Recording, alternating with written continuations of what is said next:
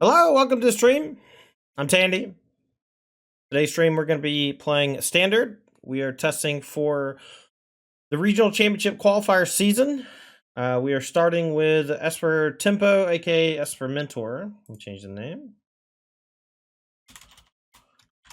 This is a relatively new Standard deck centered around two cards. Helping Hand, which allows you to return a creature from the graveyard with mana value 3 or less for 1 mana. As well as Monastery Mentor, a very powerful 3-cost creature that says whenever you cast a non-creature spell, you get a 1/1 monk, and that monk has prowess. Our deck is basically centered around those two cards, putting things into the graveyard, returning them, drawing cards, playing Consider and Sleight of Hand to trigger Monastery Mentor, Chart of Course to discard these things. And we have a couple of other things that kind of float around this core concept. We have Picklock Prankster, which can fill the graveyard for Helping Hand while also finding Helping Hand. This isn't like it is in Pioneer where you're filling the graveyard to play Treasure Cruise. So I feel like Prankster might actually end up being worse than Ledger Shredder, but the current list is playing Picklock main and Shredder in the board, so we're going to try that. And if I'm uninspired by Prankster, then we'll just do a little Shredder swap. I think Shredder is excellent against decks like Mono Red, pretty weak against decks with Cut Down, and I think that that's kind of the reason why it's not in the main deck.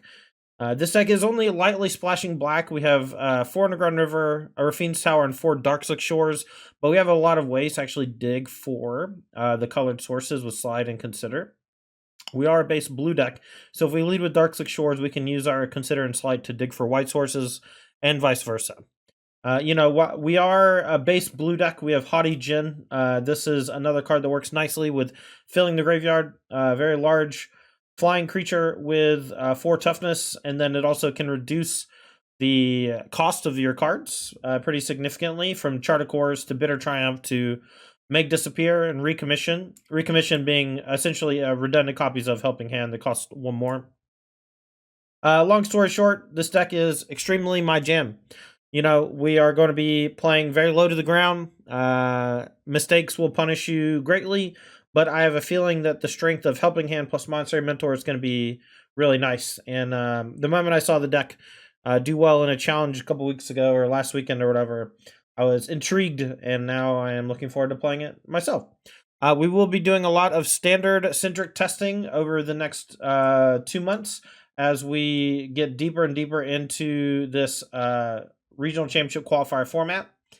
And we'll be trying all sorts of decks, and my plan is to write a sideboard guide for a different deck every week. And so if you're interested in Standard and the RCQ season, make sure to check out my live stream. If you're watching this on YouTube, you can also check out my Patreon. That's patreon.com/Tandy. That's where all my written content is going to be posted, from sideboard guides to thoughts on the format. Every Thursday, I'm going to post a what I would play for this weekend.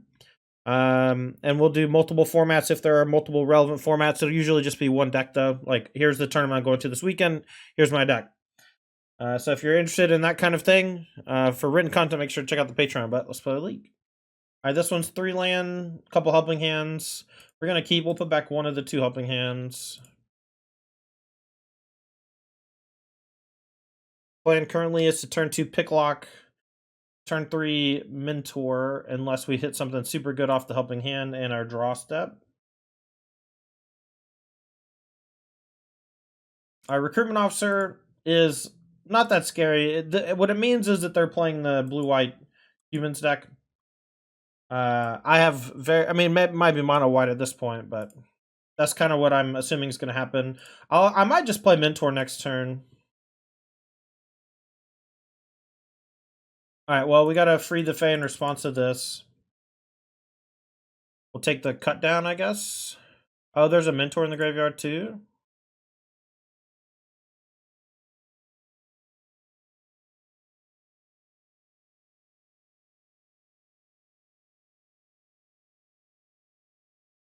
Alright. Tough spot here.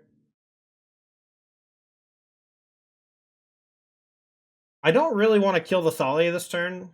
I kind of want to play Mentor or Haughty Djinn. I kind of want to play the Mentor, because we have Helping Hand. The problem is if I go cut down into Helping Hand on the Mentor, we don't get the token, and I have to sequence it like that because of Thalia's ability. Audigen and Mentor both let me use my mana more efficiently, so that if I draw a 4th land next turn, I get to go 2 mana cut down into Helping Hand into whatever, Sleight of Hand or whatever. If I just go cut down Helping Hand, my next couple turns I think are just gummed up. So we'll do Max Punish, and also if it's just Brutal Cathar, we have a super good sequence next turn. And if I don't, if they don't kill Mentor and they let me untap, I can actually go Sleight of Hand digging for a land and then play cut down or even hold up cut down. I can also, if I draw the land naturally, I can go Helping Hand Mentor back and then either Sleight of Hand or cut down. Ossification, that makes sense. That's one major punish for my line, but we only took 4. Alright, tapped land plus Haughtygen probably. Similar vibes as last time. As last turn, but they just have to have the answer again. This also makes it very difficult for them to attack if they just have Adeline. Jin works against Thalia? I believe so, yeah. Alright. 1 mana here. Hopeful Initiate. An attack here seems weak.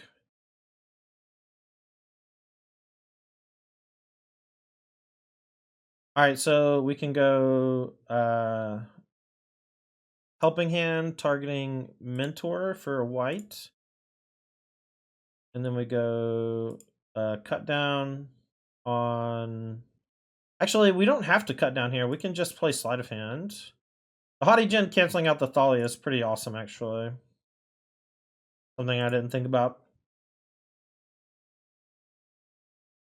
We'll take the Halo Forger over the second Haughtygen. And now we'll say go, and we'll hold up cut down on the... Well, on something, plus a block. Because it'll pump our Monk and our Djinn.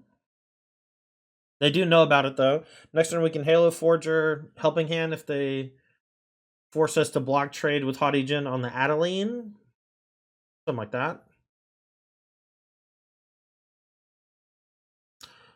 Shabdu says, definitely not excited for standard season, but I'm so ready for my first RCQ this upcoming Sunday. I think once you play the games, you'll get into it. The idea of switching formats is always brutal. Decks like these look sweet, but how does it fare against Domain? We have a good sideboard playing against them, a lot of Duresses and Disdainful Strokes, but, you know, I'm assuming that that's the type of deck that's just going to give us a hard time. So they're going to name Halo Forger, and it's going to cost 2 more to cast. So it says as it enters play, so I need to do the cut down now if I want to do it. I'm going to do Recruitment Officer because they're almost out of juice.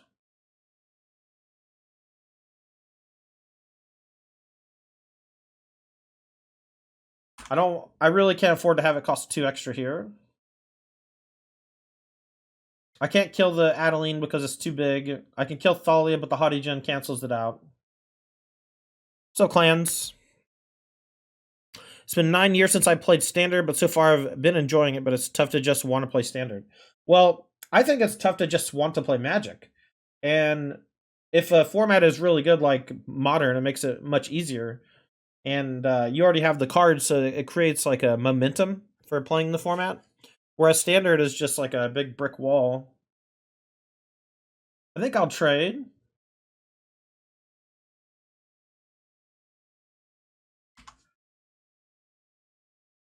They might have another one, but that's okay. So we can play Halo Forger. Oh, I guess the Thalia is screwing us now. So we'll just play Picklock Prankster, Seachrome Coast. Forger costs 5, and then our spell costs 2. So we need to draw 1 more land. We can do some double blocking right now, and now they don't have Recruitment Officer, it might be hard for them to keep up cards-wise. We're also still at 12. Mishra's Foundry, we can check nicely. Oh, no. This is maybe my worst nightmare. Knight Errant of Eos is so strong. This is a cool deck. Mono White. I'm not sure if Mono White Humans is the standard schmoove because we don't have as many payoffs, but maybe like standard Boros Convoke could be great, right?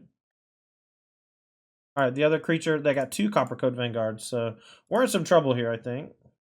Alright, well, we found the land, so let's go black, blue, 1, 1, 1. And then we'll go Helping Hand on Hodigen.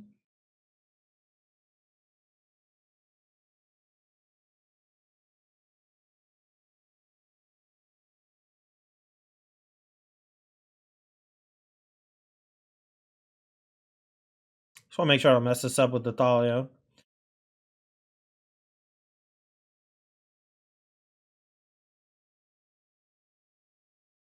Alright, I can't cut. Let's see. Cut down can kill Thalia still, but I guess we could kill Coppercoat Vanguard if we really wanted to, but I think it's just Helping Hand on Hodigen. Oh, we also don't have Black Man up.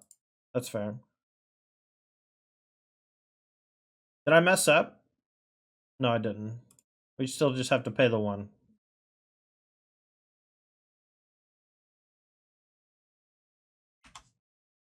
I can't really attack with anything, so we'll just say go.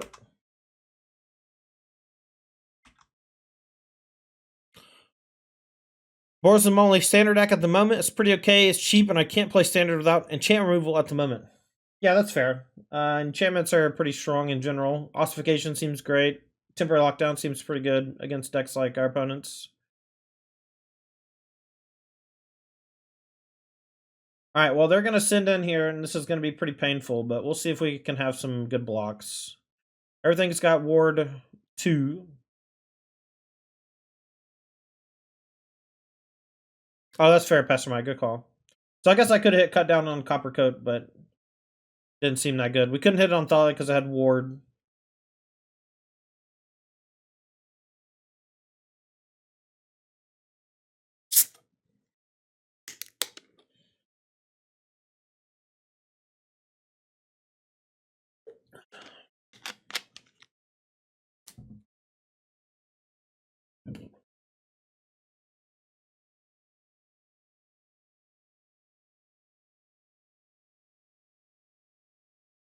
Alright, 3-1 on the 5-3 is easy. And then we can go triple block here. Something like that. I guess we can go block like this. And so one of our things survives. Do we just take 9? I guess we trade here. So we take 10. Is that better than just chump blocking? The problem is this deck doesn't have like a big burst of cards. We need to draw like Chart a Course next turn. And I'm not even sure if that's good enough. Like, I really don't know if we can afford to just soak 10. But I think we have to. They probably should attack with Coppercoat too. I would have had to block with an extra thing or chump block an extra time or whatever. Alright, so 5 attackers, 6 attackers. We only have a few blockers. We'll concede. Alright, next game. We'll definitely bring in Lockdown. This seems great here. Destroy Evil, Sunset Revelry are both okay. Ledger Shredder's pretty solid. And then we're going to be trimming some of our anti-control stuff. Duress can come out. I think Recommission. We'll leave Helping Hand because it's so cheap, but Recommission can come out because they're not attacking us that much. Counter spells in general. Otherworldly Gaze. We're going to be trading a lot of 1-for-1s. I'm going to trim some Pranksters. They're a little slow. They also don't find Lockdown. I think I'll go ahead and consider on 1 since we want to find white mana.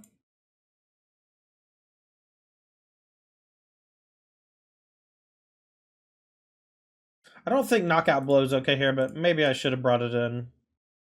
I'll keep the white source. One of the coolest parts of the deck is Helping Hand on Halo Forger. Because Forger is an ETB, and so we can basically Helping Hand, Forger, Forger, Helping Hand back. Now I guess the question is, do we Shredder or Chart? If I Chart, I can discard Forger, and the next turn I can go Helping Hand, Forger, Helping, or Consider, but that's not quite good enough without something else to target with the Helping Hand, and the Consider without a Ledger Shredder or something similar in play is also not as good. But we could also have found something like Mentor. I'm gonna block. I'm not sure. I want to like run into the combat tricks so that I learn them. Alright, we're gonna go Chart a Course for 3. We're gonna hold it back a blocker.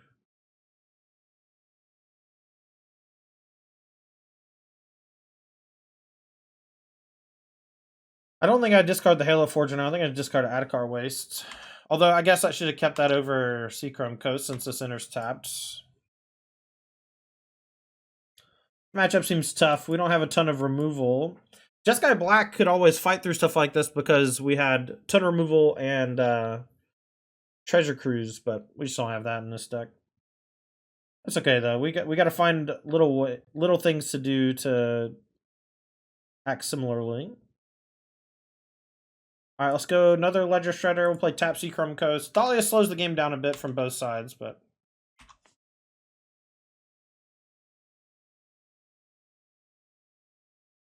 I don't mind trading because we have the Helping Hand. We can block this as well. No harm, no foul.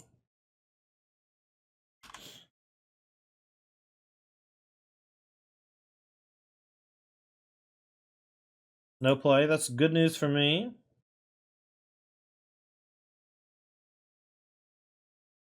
All right, so I can chart for 3, then Helping Hand costs 2.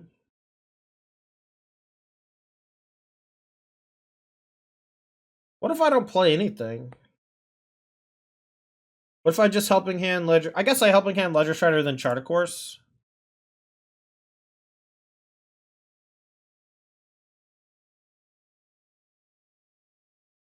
Well, truth, I think leagues in general are also look. Don't people play their deck and they test how they test, and if they're confident in their deck, that's fine. You know, without playing literally infinity games, you're not going to get the true percentages. You know.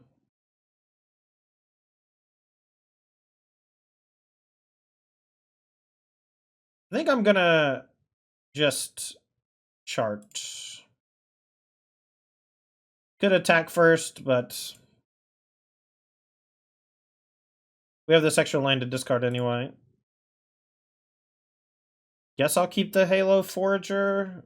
We can still pay through the Thalia. I think I'll keep the land over the other Ledger Shredder, so the... I'm not sure, though. I kind of want the land for the Forager to do Chart a Course stuff.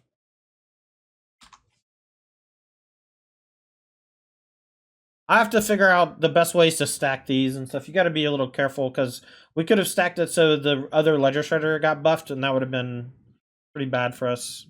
Lay down arms, big attack for 4, but we're at 23.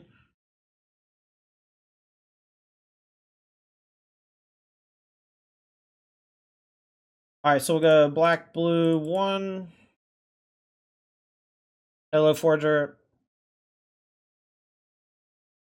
We'll pay 1. And then we'll go Helping Hand on the Ledger Shredder.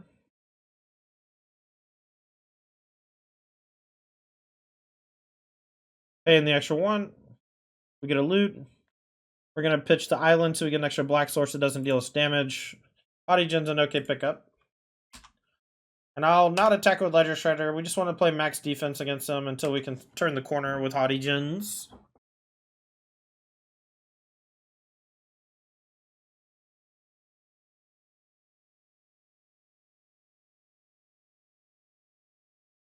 It's raining like crazy here today, man. Cal and I went to go get lunch. It was brutal. All right, so we'll go Haughty Gen into Mentor, and then next turn we can Halo Forger into stuff. All right, so both Ledger Shredders are the same. Lockdown. I guess we'll discard it because we have 2 Ledger Shredders. Revelry is fine too. I think I'm going to attack. Maybe you hold back 1 back. Attack for 5. I don't mind. I'm not going to trade Haughty Gen for Adeline this time. Just going to eat it. Block the tokens. Block the Thalias. Next turn we can go Halo Forger on Consider or Chart a Course. Maybe I can even attack first, then Halo Forger Chart a Course. Something like that. Brutal is harsh. Alright, so the token's coming in. We'll go block here, take 5.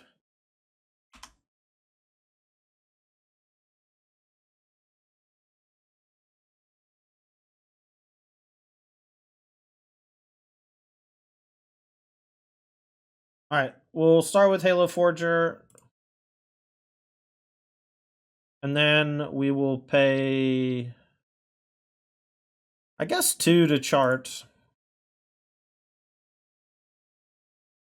Because we're not going to be able to play anything after anyway. Revelry can give us 2 more blockers and some life. Maybe that's better, actually. And we just pay the 1.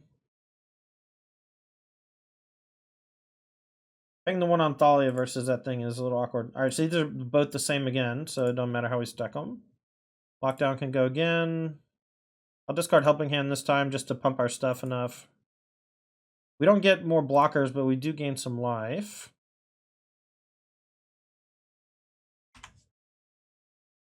Back for 9 in the air. Next turn is lethal, and it's very unlikely they deal me lethal or stop one of my 3-power flyers.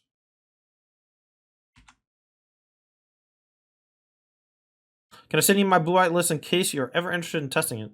That's fine, Chub Dude. Send it to me on Twitter or whatever. Just tag me. Probably retweet it too if it's cool.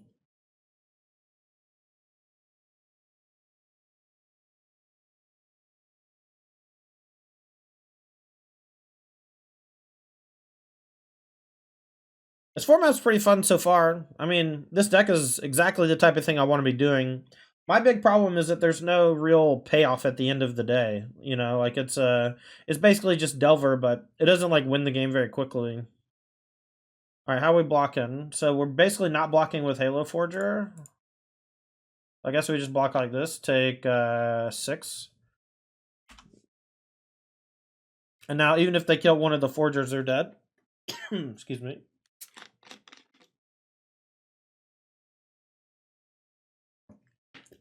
All right, so they have lay down arms for one of them. Man.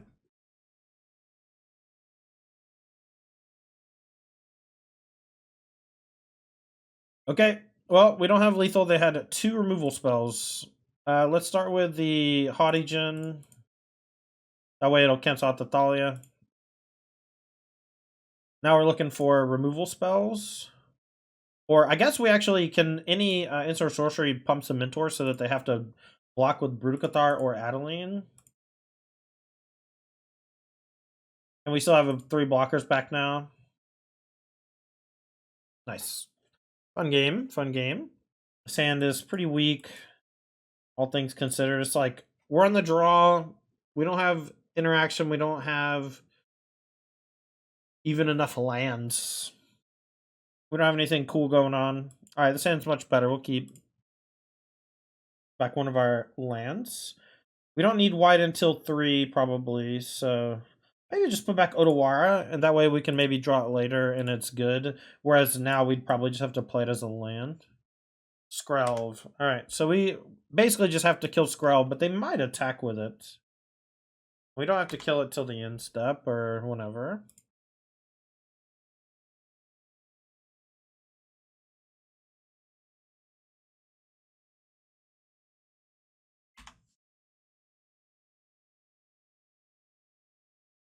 Dang, Timido, that's gross, dude. That's gross, dude.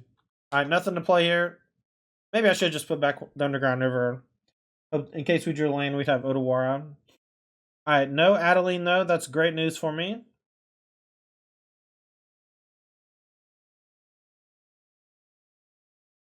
I kind of just want to Sunset Revelry. They didn't play, so their hand is probably all Ossifications and what you call them? Lay down arms. So we'll just Sunset Revelry. We'll gain some life, make some 2/2s. We'll try to wait till we can go Monster Mentor plus a spell. We'll just take 2 until they... And now we get to hold up Destroy Evil for Adeline. That's not a big deal. Actually, it is a big deal because if we don't play anything, it's going to transform. Alright, we'll play Mentor and hope that their thing is Ossification.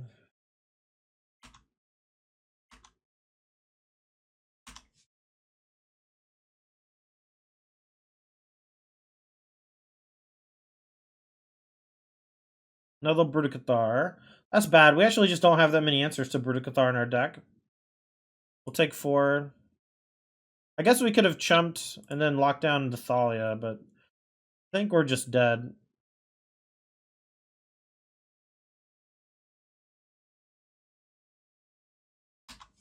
If we don't play the lockdown, the 2 Bruticathars flipping, I think, just beats us, so let's just say go.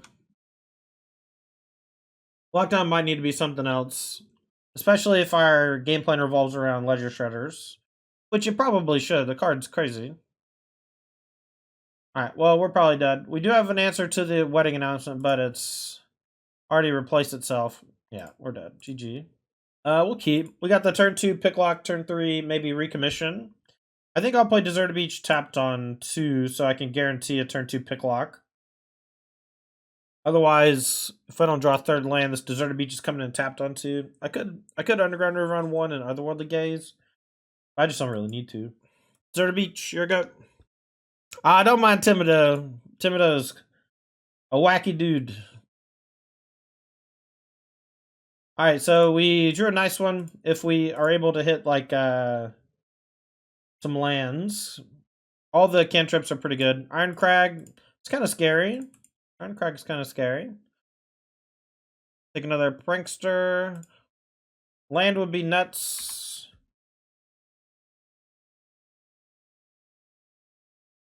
Alright, recommission on the Mentor. I'm going to go ahead and just sleight of hand, since it's a sorcery. A couple of lands. We'll take the untapped one for sure. Here we go.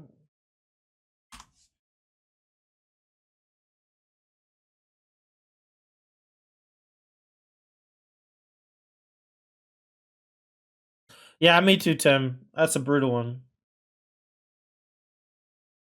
I have 2 songs, 2 of this guy's songs on my playlist. Ben Folds, and I played them both. Alright, so we can Forager for Mentor later. We can't do that now, but we can maybe go Haughtygen plus Prankster.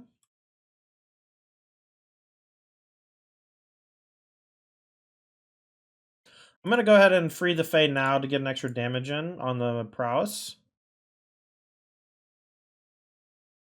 Take Bitter Triumph.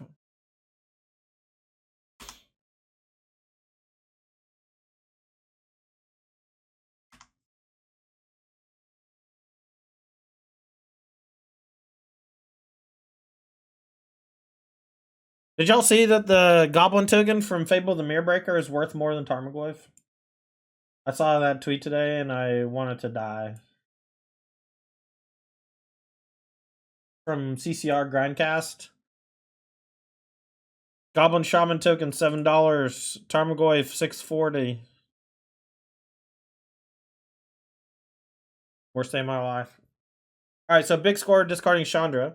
I might be dead here. Upkeep. Do I want to Otherworldly Gaze on my upkeep? I guess that's a good question. Do I? I think I just want to go Forager plus Recommission.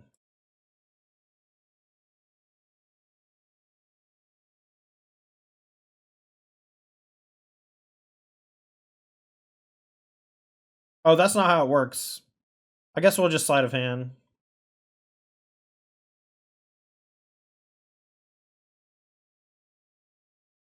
Alright, so we sack the Haughtygen, that's fine. It's not like Snapcaster Mage. I just like pay X, so I can consider or sleight of hand or whatever.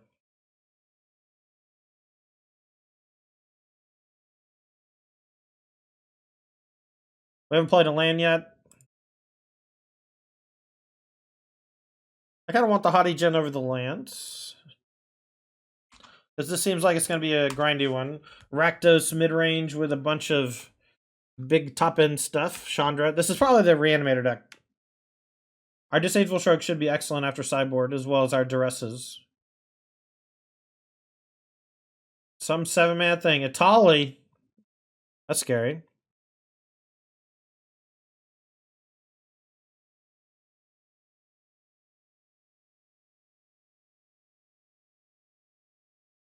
Brotherhood's End off the top. That's brutal. And a Forger for nothing. That's fine. They accidentally killed the Forger, though, because they stacked them badly. That's okay. It happens. It's hard to beat a Tolly, but we do have a kill spell for it, and it doesn't do anything else. I mean, it did enough, but... Alright, so let's go Haughty Jin, and we'll go... We'll just go pay 3 life, kill this thing. We'll go into turn Consider or Gaze. Probably Consider. I guess it depends on how desperate I am to look for a very specific thing. If they play Duress here, I'll probably Consider in response. They tapped 1 black like they were about to Duress me.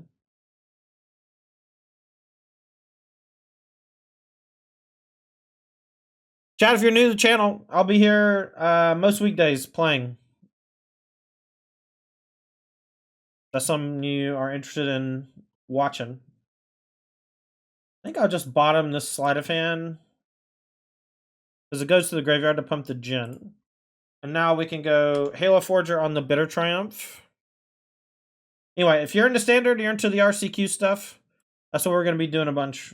So make sure to go follow the channel if you haven't already. Alright, black, blue, 1. We'll pay 2 for the Halo Forger to play the Bitter Triumph. Oh, we can take their Shieldred's Edict. I didn't realize we could hit our opponent's stuff.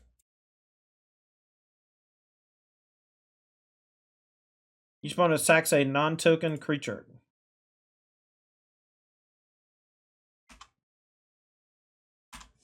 We'll play the Fiend's Tower. We can hold it this cycle, but with Otherworldly Gaze, some Pranksters, there's a good chance we're able to use all of our mana next turn. I'll probably upkeep Otherworldly Gaze next turn since we're so heavy on mana now. 6 mana for a Trumpeting Carnosaur. Terrifying. Discover 5. Finds Burn Down the House. Can we beat that one? Probably not. Oh, it doesn't even die to its own Burn Down the House. That's so sick. That's really bad for me, chat. Man. Alright, so graveyard.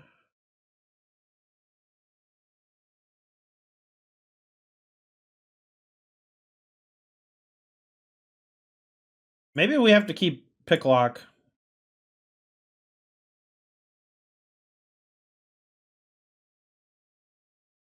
Alright, so let's Picklock digging for, I guess, the other Bitter Triumph. We can also find the last Halo Forger. So we can go Helping Hand.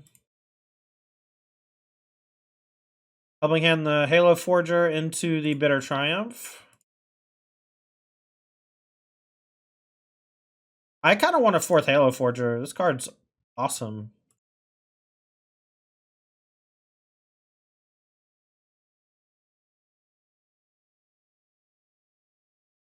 For 13, I'll pay 3 life. Here we go. I read a dinosaur just burned down your house? No. Cygnus says, hey, hello, Todd. Came in just in time to see the house burning. Oh, yeah. We're in trouble. What does this do? In a turn, they get stuff back? The beginning of your upkeep. Okay.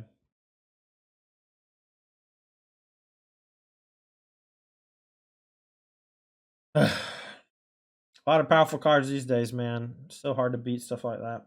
Alright. None of these look particularly interesting. Could have kept the Consider, I guess. It's just more of the same. Recommission. So they're going to bring back probably Carnosaur, but they could bring back Itali. Both are just like super powerful ETBs. So we can recommission Halo Forger.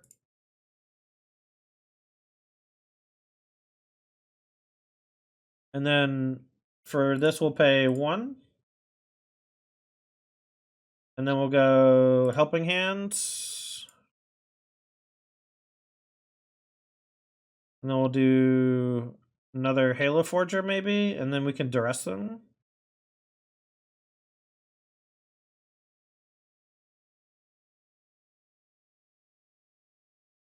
I think this is probably the best. This feels very Snapcaster Kolaghan's commandy. Alright, so 3 removal spells. We'll just take Brotherhoods in since that clears us up. The duress was nice though. That's fair, Cygnus. It's funny, it's very similar in standard, the builds to Pioneer. Alright, here comes a Tolly. See what they find. Another Carnosaur. Jeez Louise. So much value. The disdainful stroke should be excellent in the matchup though. Ledger Shredder's probably good too because it gets around some of the burn spells, but they have bitter and cut down. Yeah, god. So they're just like mono sweeping. Oh no, we're not supposed to beat that kind of stuff, I guess. Maybe we can't beat anything. Maybe our deck's horrible. Alright. These are the cards that I want to bring in. Cut down is pretty horrible. Everything else is fine. Gaze is like one of those cards that in attrition matchups is weak. But Recommission, Helping Hand, you know, these are all fine. It's possible I don't want these Ledger Shredders. Just, I don't want them to have more targets for spot removal.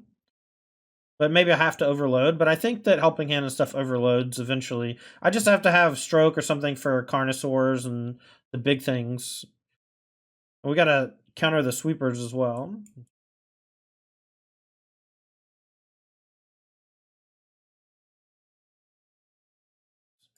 Six is much better. We'll keep. And I don't want to put back the Rafine's Tower. I'm going to put back Adakar Waste, though. We'll just put back a land and hope that we naturally draw one. Next turn, we can play Sleight of Hand. We could also have just played Sleight of Hand this turn.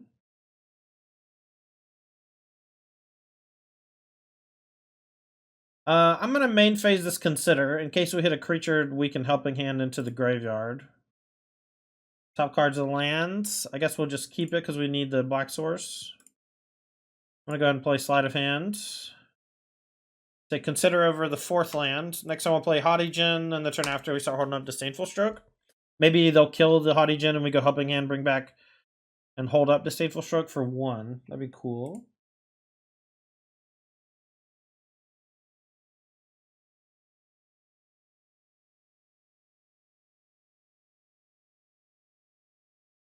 Alright, so here's the Djinn. It's going to get popped, probably a Bitter End or something like that. I'm hoping they don't go discard, untap, and reanimate with something, but I think most of those cost 4 or 5.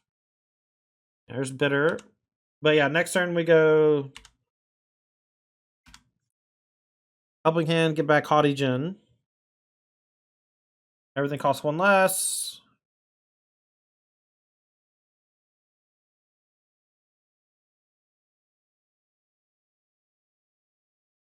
Now we have Negate and Stroke up. No removal is great news.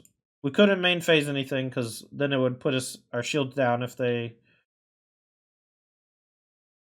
Alright, we'll go into turn Consider. We're digging for pressure here.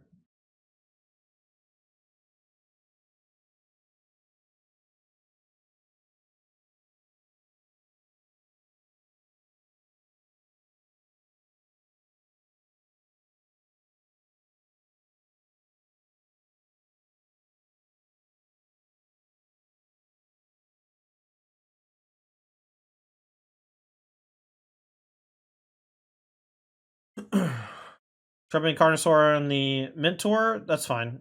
We could Prankster in response, but that leaves our counterspell down on 5. 5 is a big turn for them. Carnosaur being something you can reanimate too is so sick. Maybe the black-red deck is where we should be at. Cruelty of Gix. I'm going to Disdainful Stroke this over Negate, maybe? Maybe it should be the other way, because I can Disdainful Stroke the Carnosaurs and the Atalis. And Stroke still counters most of the same stuff.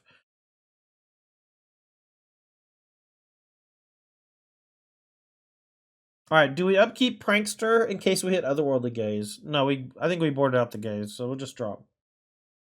Alright, free the Fae. Fine, Helping Hand Consider. We'll take Helping Hand. Let's go bring back the other Haughty-Djinn. And then now we have Disdainful Stroke up. We can actually play the Picklock too. And now we really only lose here to Duress plus Burn Down the House plus land. as far as I can think of. What's Moxfield? Moxfield's a deck building website that we use. If you want to check out my deck list page, you can check out our Moxfield page for Tandy. Yeah.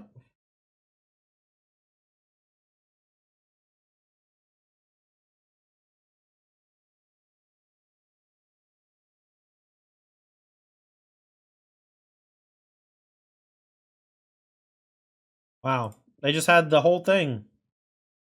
Now I'm dead. We have a counterspell still. Guess we hold the land. Nacho, thanks for the follow.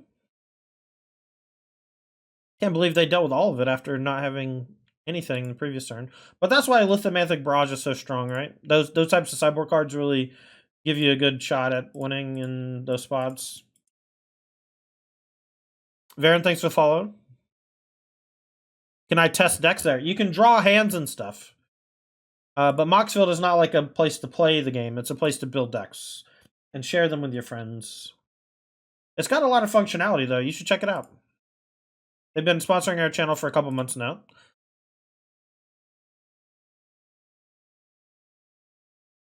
Another barrage. Can't be countered.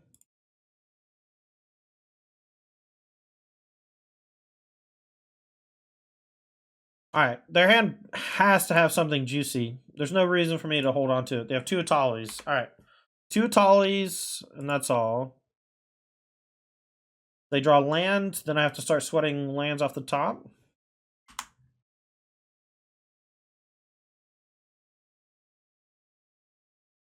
So what are you playing on right now? This is called Magic Online. This was a program that was created fucking, I don't know, 20-something years ago. Arena is the thing most people use. Alright, we'll go Prankster, discard. But this is more like tabletop Magic. I'm playing in a league right now where you pay like $10. You play 5 matches, and if you 3-2 or better, you get your money back plus some stuff. Is this the one that can't be countered? No. I didn't see can't be countered on it, so let's just hope it can be countered.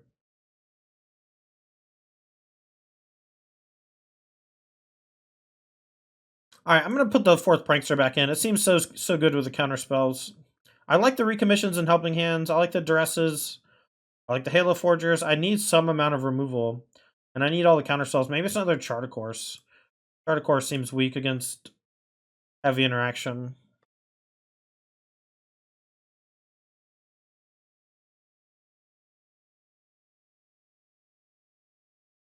Use Tabletop Sim to play Commander. Yeah.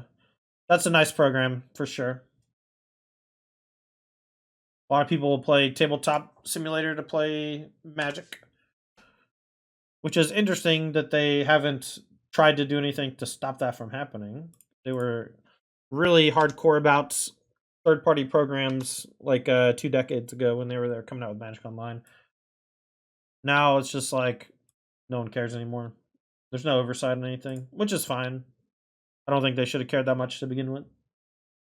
Lorcana has a third-party program that's basically as good as Magic Online. In terms of physically playing the games, like the engine itself just works. Cavern of Souls, that one's gonna fucking kill us. That's a tough one. Creature of the Schism. Alright, let's free the Fae.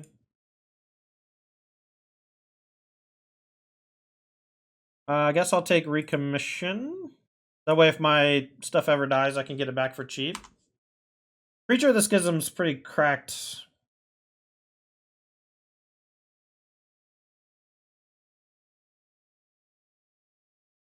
I guess I'll go Mentor, because next turn I can go Haughty Djinn plus Recommission. Can you play Commander on the program you're using? Yes, you can.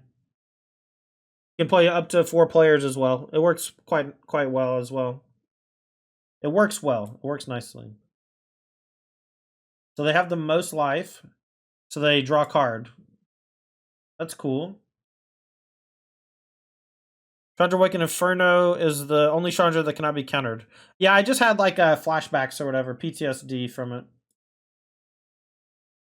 Alright, so let's go Haughty Gen. And then we can go Disdainful Stroke or Bitter Triumph or whatever. I think I'll just hold up. If they go for a kill spell on Haughty Gen, I'll kill the Preacher, but otherwise I'll just hold up Disdainful Stroke. I can't block. It has Death Touch. Lithomantic. Alright, so we'll just go pay 3 life, kill the Preacher. And then next turn I go recommission back the Mentor, hold up Disdainful Stroke.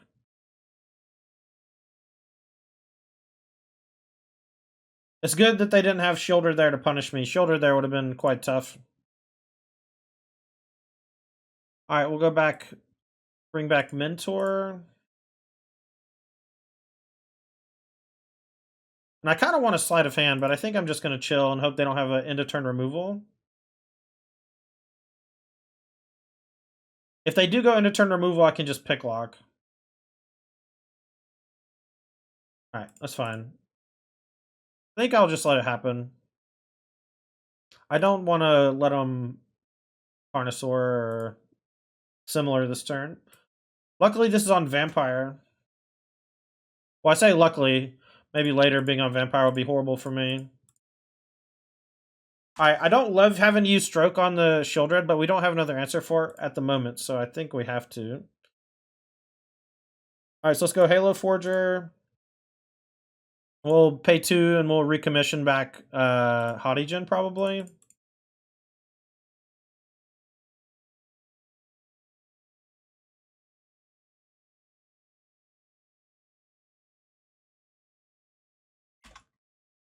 It's also 5 toughness. That doesn't get around Lithomantic Barrage though.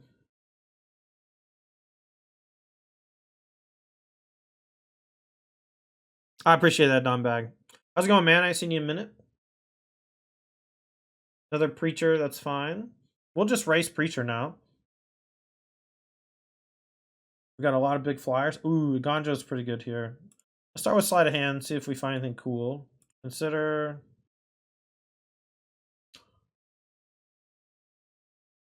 Looking for a counter spell. Helping Hand. We have another Haughty Gen. I have Mentor. Let's bring back Mentor.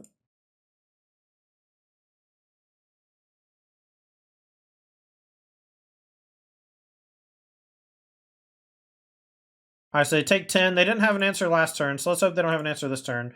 If all they have is Carnosaur, let's hope that they miss on something. Brotherhood's in here is pretty gross. Chandra, I don't think, can kill the Haughty Gen. Maybe I should have main phased the Picklock Prankster to do more damage. I thought maybe holding up a counterspell would make them play differently.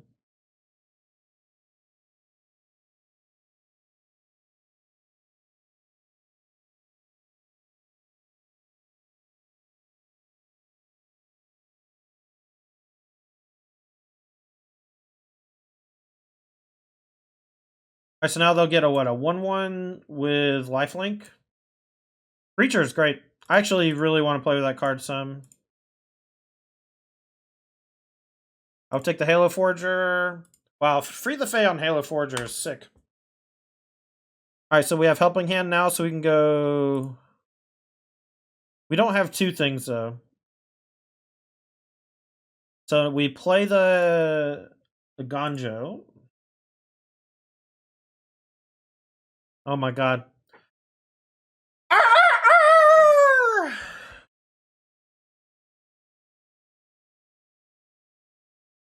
Sparrow with 65 months. Tier 3. Love you. Thank you so much. Oh my god. Alright, Halo Forger for 1. Joey, how's it going? Hope you're doing well. Open hands. We'll get back to the Haughty Gen and then hold up Counterspell. We don't have the ability to go another Halo Forger, so we'll just go for a Haughty Gen. We'll just say go. Hold up the Meg Disappear for a 6 or 7 drop. I appreciate that, Dom Bag. Alright, we'll take this damage for sure. Since we're currently threatening lethal.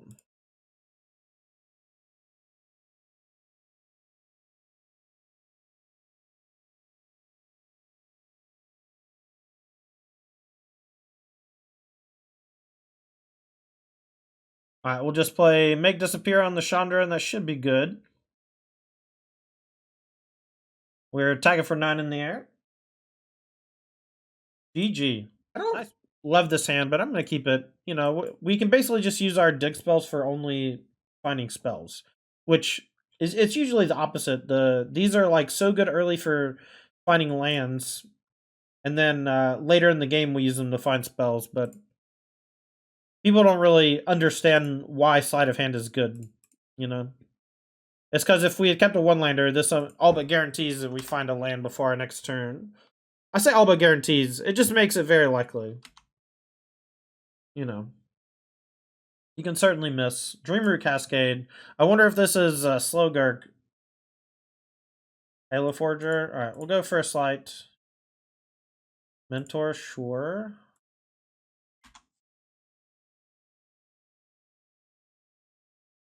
Now the question is, do we consider? I think we always play our spells, because holding our spells doesn't work out well most of the time. Plus we could just find Recommission or the other one. Alright, so this one used to be bugged or wouldn't flip. I'm curious if they fix it. So when it enters the battlefield or attacks, mill a card. Alright, so it's probably just some sort of Slowgurk Legends. I'm going to put one Halo Forger into the graveyard.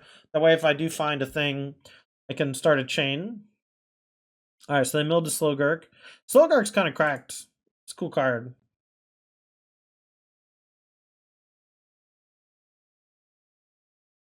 Alright, Mentor.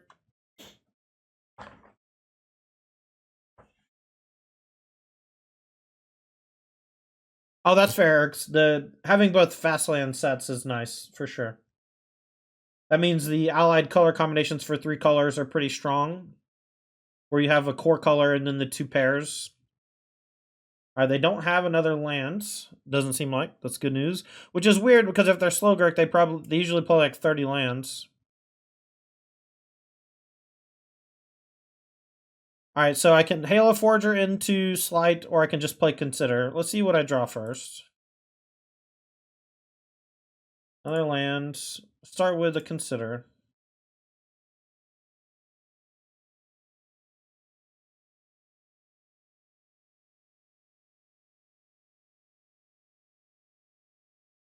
Bitter Triumph. That on top. We'll go Darkslick Shores.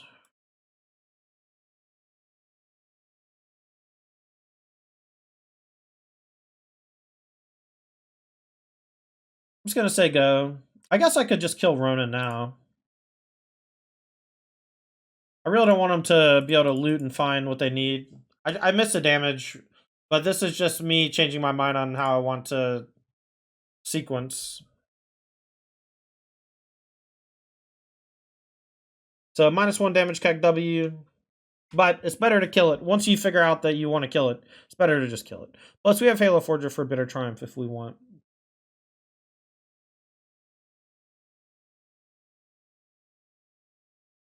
Yeah, the Halo Forger chains are actually kind of disgusting, so I don't really know what's in their deck. I don't think Lockdown's that good. I think they're mostly 3-drops. I think I want...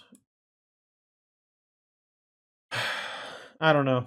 I don't know what I want, chat. What should I do? I need some help on this one.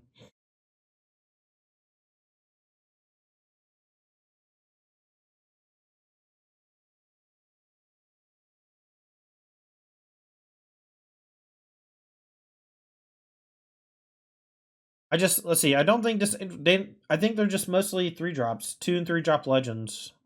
Nothing here really feels that good. Maybe Destroy Evil. They're on Inti, so Lockdown's good. I'll try it since I don't really know what's going on.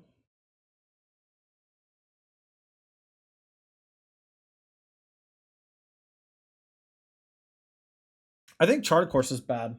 I think I'm gonna go down to 2 Charter Course, maybe 0.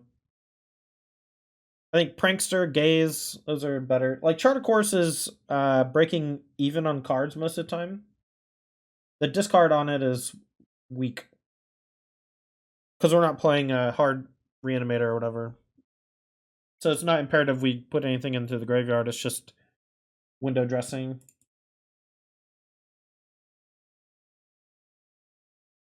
Alright, Eric sent me the link to the deck. So this is the deck.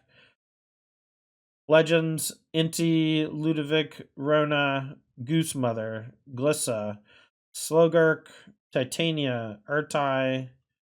But like, so it's a Relic of Legends deck, so I probably should have found a way to shut that down. But they're using Slogurk. We're gonna mulligan this one. 2 threat dense, not enough lands.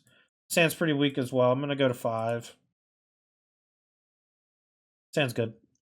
I'm gonna put back 1 land.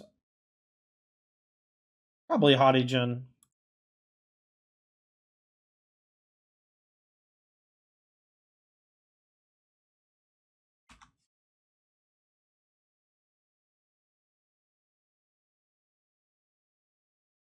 We're gonna play Rafine's Tower in case we need to cut down a Rona. Or an Inti. Inti is very strong.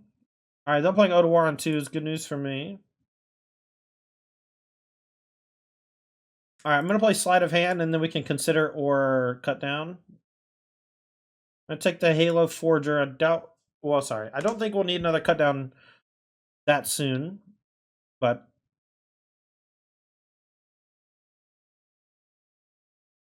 I'm hoping we just naturally draw the land if I have to play the cut down. The Overslime.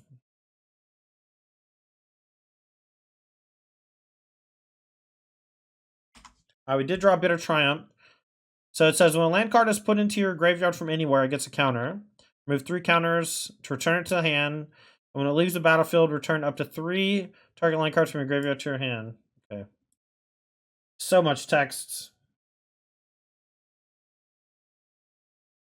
So I can just kill it now. It's going to start chaining off if I don't.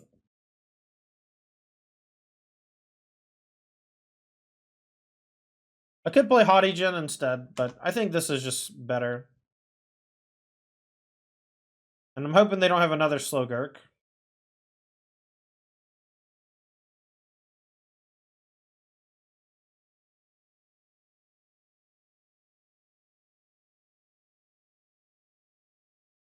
Natural drawing the land's nice. If we draw another land, we can go Haughty Gen plus Charter Course. Be cool.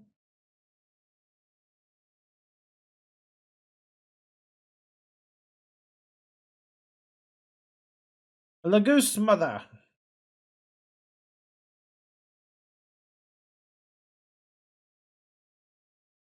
Pretty good draw. Alright, Haughty Gen plus Chart coming right up. We're probably going to discard this cut down. The next one we can maybe Halo Forger on Bitter Triumph to kill the Goose Mother. Ooh, Lockdown's pretty good. So I kind of still want the land. I'm going to discard cut down still. Alright, so next turn we can go Lockdown. It'll hit some stuff. And then tap land. And the next turn Halo Forger plus Bitter. Or Chart, depending on what they do.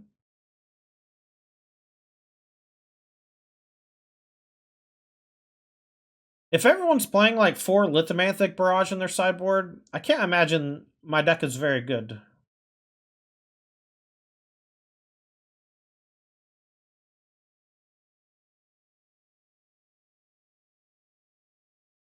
Jeez Louise.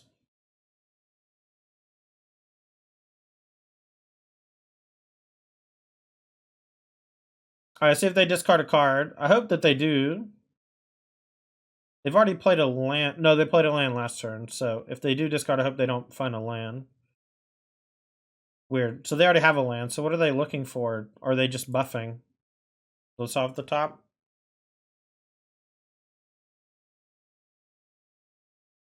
The good news is that even if they do kill the lockdown, the Goose Mother will come back with nothing.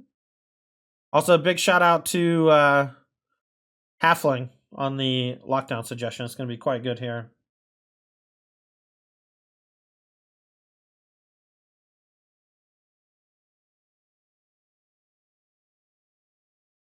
Well, Kiwi, it's just play similarly. If you like Mentor stuff, I loved doing the Mentor versions of Jeskai Black, but Jeskai Black was not always about Mentor stuff. That was later in the process. That was a metagame call more than anything. You know, I went from like some builds where I was like only winning with Dragon Master Outcast, stuff like that. Whenever one or more land are put into your graveyard from anywhere, you gain 2 life. So at the beginning of your upkeep, if there are 4 more in the graveyard and a land named Argoth in play. Okay. So it's just a life generator, I guess. Alright, so I can go Mentor, bring back Haughtygen.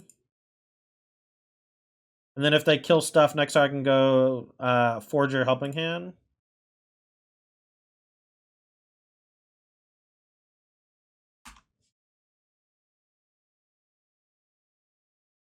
Soulfire plus Outcast was the real deal. That was my gem. No one could win games fast enough except me, though.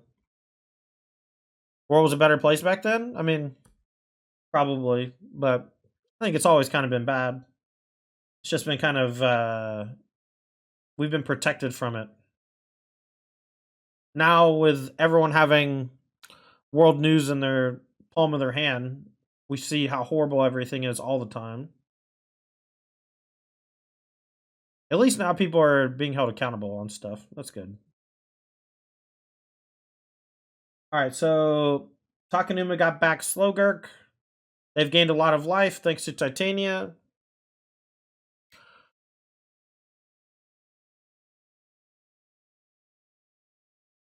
They should have attacked, definitely, but I guess they're afraid.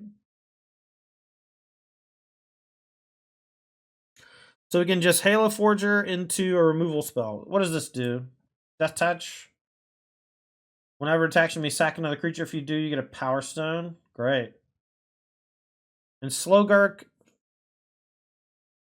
when it dies, you get 3 things back. So we basically have to ignore the Slowgurk. We are going to shrink the Haughtygen by playing the Halo Forger, though. So maybe we just go attack Halo Forger Tritocourse. I think that's probably better. Slowgurk's probably going to beat me. Just, that would be... But this will let us draw 2 cards, keep the juice flowing on the Mentor. I don't think... Maybe killing the Titania is right, though. I feel like Tritocourse is just better here. Draw 2, keep the pedal to the metal with Mentor.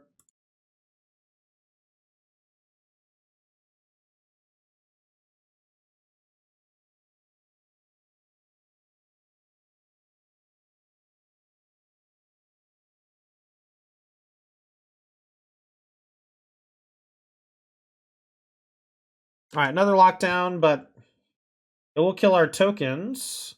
It only kills Ashnod right now. But we can go lockdown if we need to at some point. And now the question is, can we kill them with Haughtygen and Halo Forger before Slowgurk goes nuts? So they have 2 cards in hand. Whenever any land goes to the graveyard, they can put a counter on it. Once it has 3 counters on it, they can bring it back to hand. All right, Mentor down. That's not a big deal. All right. And cut down, not taking out the Halo Forger is nice for me also. And this is, when it leaves the battlefield, return up to 3 lands. So we basically can just never kill this. So we basically just ignore this attack with flyers. This has reach. All right, so we go Mentor. Bidder on the Titania. Sorry, it doesn't cost that much. All right. Storefront, this is what, gonna go get a lands? Okay. Has anybody played with the storefronts yet? Are they any good? I was a big fan of like Terramorphic Expanse and those back in the day. All right. I don't know what's going on over there, so I'm gonna duress just to find out. All right, so it's mono white junkers, removal, and restoration. with a couple of creatures that stink. The Preacher's good. And Farmhand's good, but not for now. But Preacher of the Schism's excellent.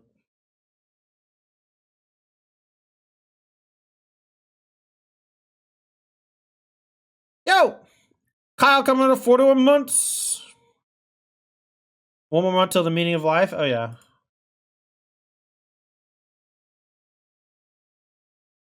I will just say go and kill Preacher on 2. We know we're going to get full value out of our bidder. And we're not going to get full value out of Haughty Gen.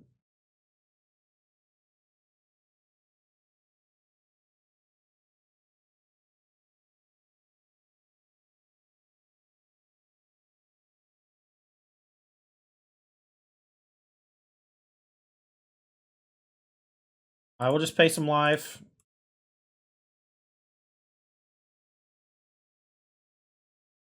I guess there's a chance they don't have a land.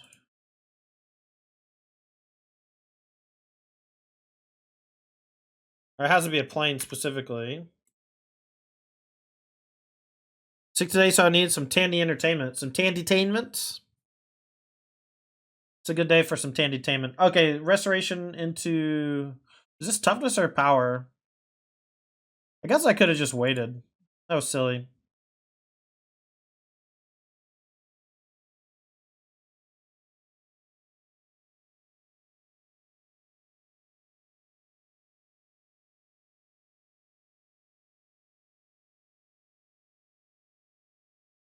Can't take the Mentor because we don't have white mana.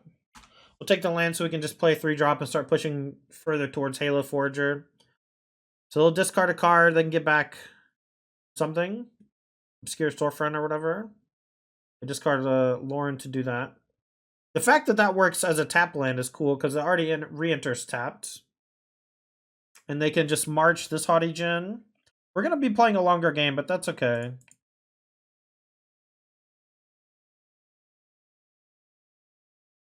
Two cards left. This transforms for 3, but you need 2 other creatures of different size. I don't really want to duress them, so I'm going to Halo Forger for the sleight of hand. I could hold up Make Disappear, but they're going to transform Restoration in a second, and I really need a good answer. I guess we could duress them.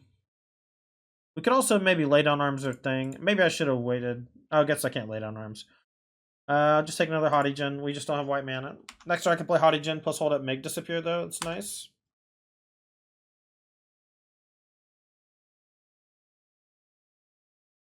Something like that, Blitz. Something like that.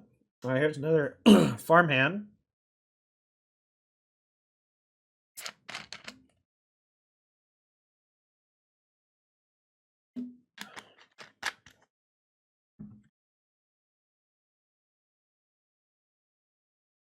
Another lay down arms is brutal, but luckily they targeted that instead of waiting.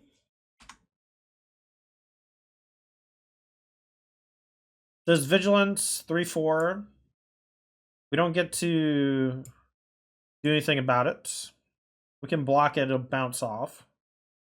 Still can't transform into Farmhands, luckily.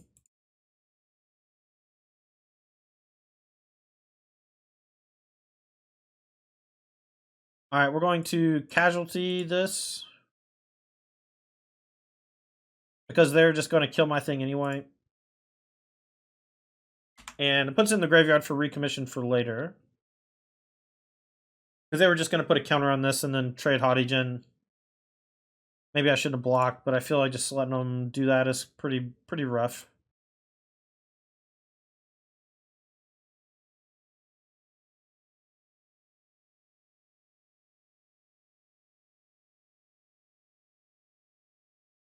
I will definitely get some Disdainful Strokes, Negates, Ledger Shredders, and Destroy Evil. Maybe the Duress as well.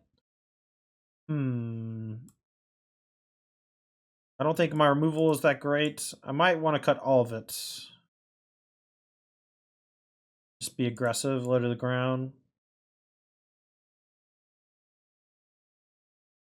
all their removal exiles, so we'll get rid of recommission and keep helping hand only.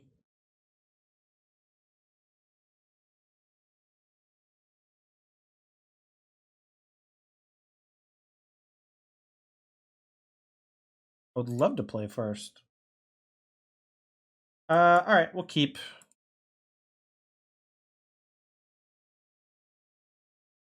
I think I'm gonna have fun experimenting in this format. There's so many different archetypes to try. So many different cool cards. Like, Preacher of the Schism just gives me some interesting vibes. Makes me want to play it in this deck, honestly. I think Chromos Sea Shark could be something that we play as well, but the problem is we just have so many threes. But, I don't know. I guess I'll start off with Duress. We can wait till they have more cards in hand. 2 farm hands, 2 lands, lay down Depop. Depop's whatever. I'll take lay down arms so they can't tempo me. We can wait for a board to get big. We'll play something, they'll go for Depop. We can either let it happen or not. Alright, we'll go EOT Picklock into Mentor on our turn.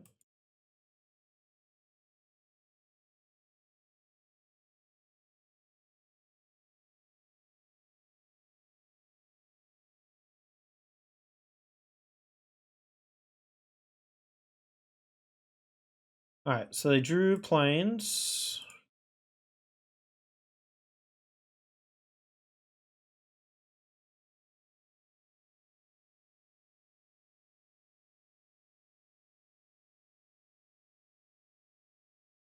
I guess we take the Halo Forger?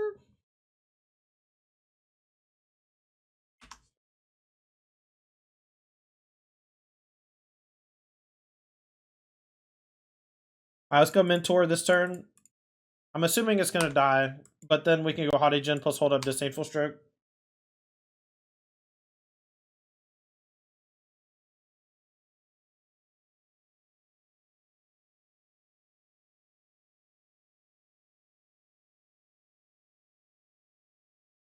What's up, Coffee? We could play Arena, but it costs hundreds and hundreds of dollars. This deck on Magic Online right now you can get for 55 tickets.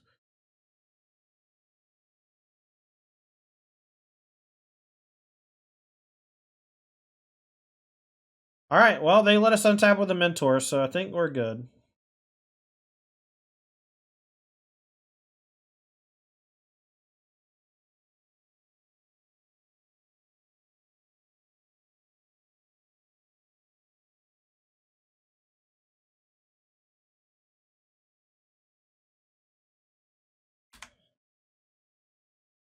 Alright, so we'll go for a Disdainful Stroke on the Depop.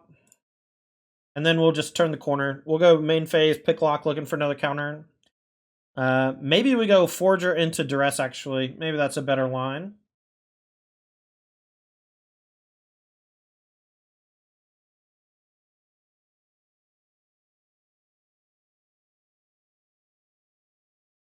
Alright, so now we have to be aware of Wandering Emperor, but it doesn't really do much.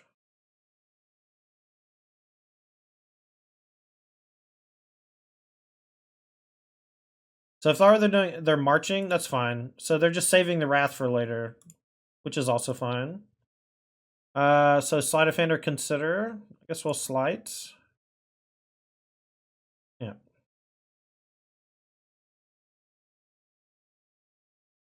So we can go Halo Forger into Duress to take the Wrath from them, or we can play Haughty Gem, hold up Disdainful Stroke. But we might lose to land Depop, or land late on arms Depop. I think I'm gonna Halo Forger.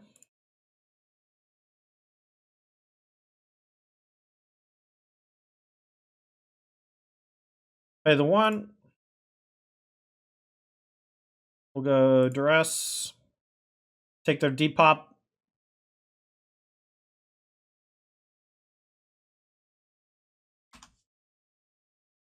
Alright. They have 3 lands in hand, so that's great. We'll attack with both. And we should be fine now. They have like this one turn window to draw something brutal.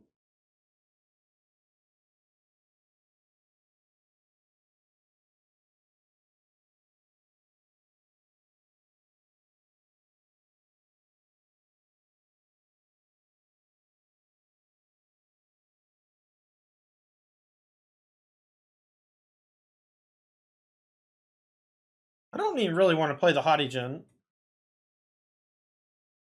I'm going to play Sleight of Hand so we can grow our Mentor a bit. If we hit 2 lands, we can take one of the lands and pick lock plus Disdainful Stroke. But if we don't, we'll just take something off of this, then hold up Stroke. And a turn pick lock if they don't do anything. Helping Hand, we'll take that over the other Haughty Gen. Alright, let's go Helping Hand back the Haughty Gen.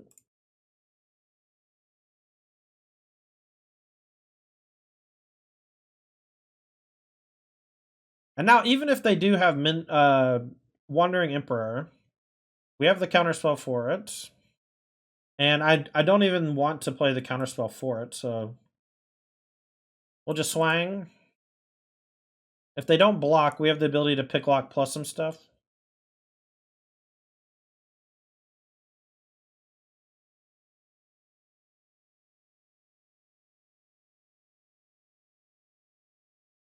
Alright, we'll just pass. The moment they go for the Iganjo, we can pick lock.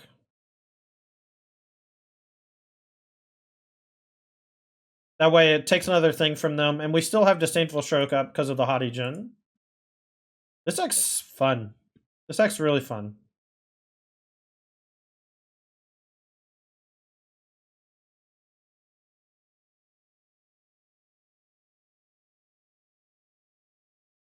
Take the Destroy Evil. It's the only thing we can't take. Alright, so the Iganjo will resolve, deals 4. Farmhand doesn't have first strike or anything, so both these will die. It'll kill the Mentor, but I got plenty.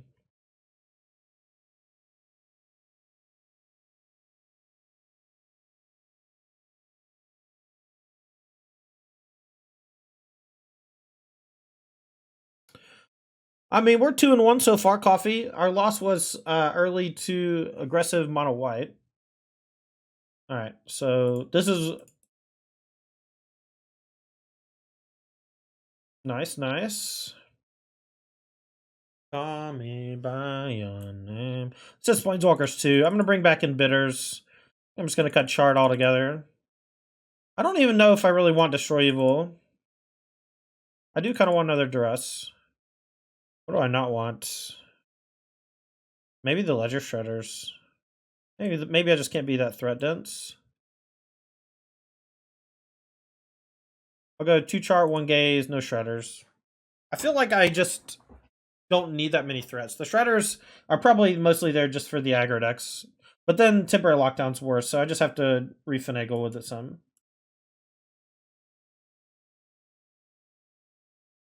I'm going to keep. I'm hoping I just draw some lands.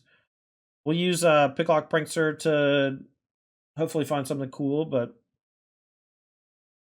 mostly we're on the draw and I just need a couple of lands.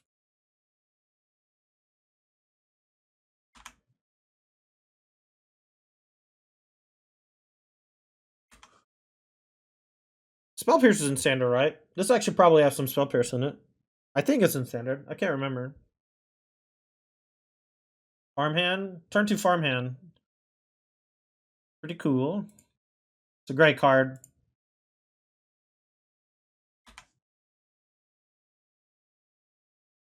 Alright, so we have Negate, we have Stroke, so we have a couple of checks here if anything comes down, like a... what's the stupid enchantment? Wedding Announcement? Alright, we can't stop that, unfortunately, so we're probably just dead. Milled over 2 white sources, we don't have any whites. Not great.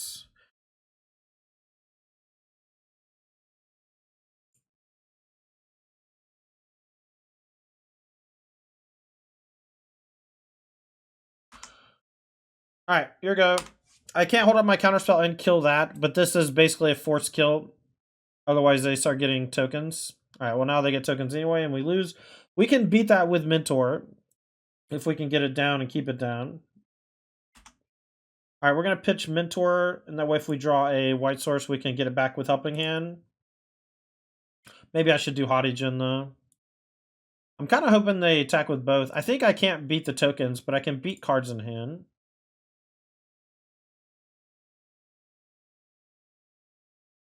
Another preacher. This one just gets right under me, huh?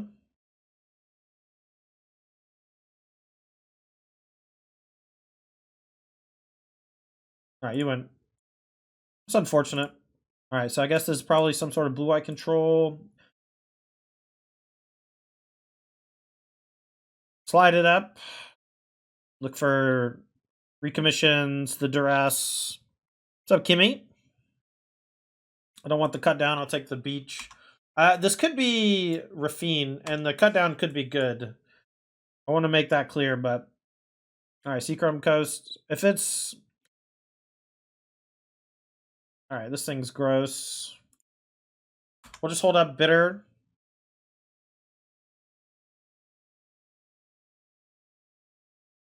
We really don't want the schooner to start attacking. For some reason, I thought the schooner made maps.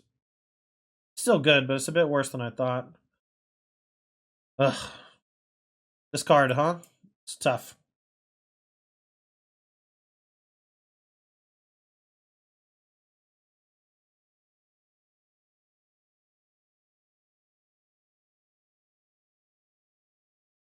So I want another untapped land. I don't know if I need it.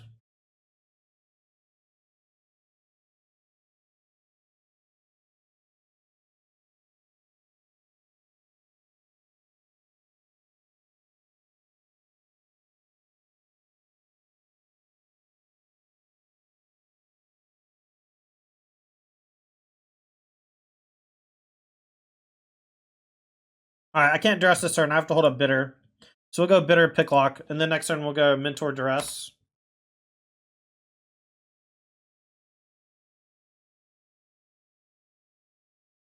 But we have to keep this from going. We can't let both of these go.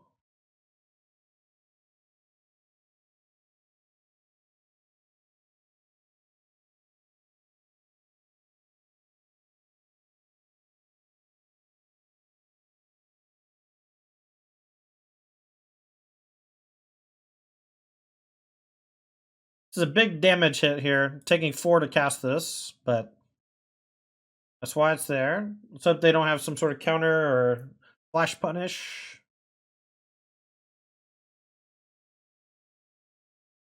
Alright, we'll just go consider untap mentor duress. That's fine. Another land.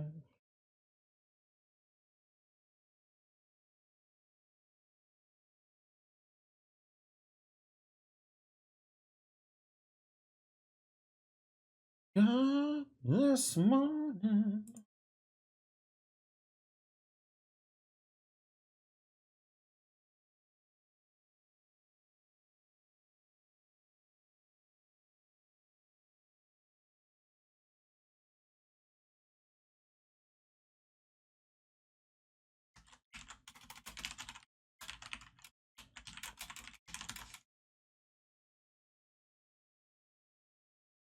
Alright, opponents.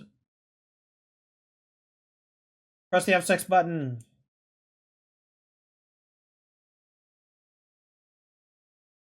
Alright, chat, what's your standard deck? Talk to me. I need to learn everything I can about the standard format.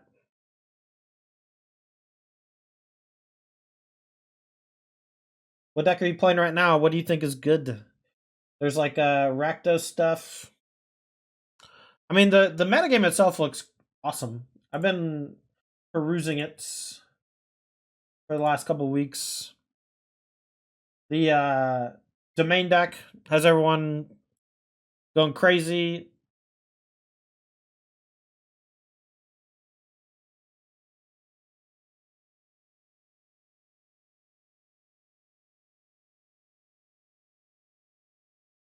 Yeah, a lot of people like domain.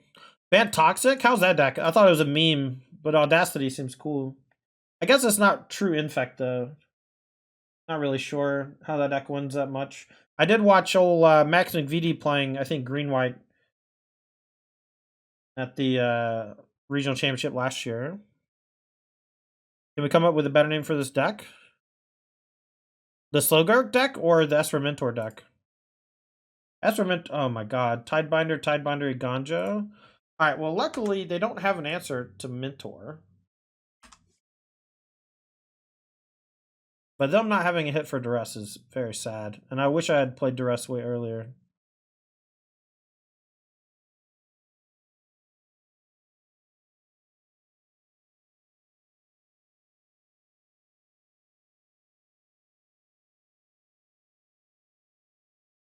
Tidebinder not answer. It's not something that kills it, is what I mean. I can also play around Tidebinder. Like, I can sequence it so I get a couple tokens. I can make them use their Tidebinder on their own turn, stuff like that. I just meant my thing is not dead, which is a big deal.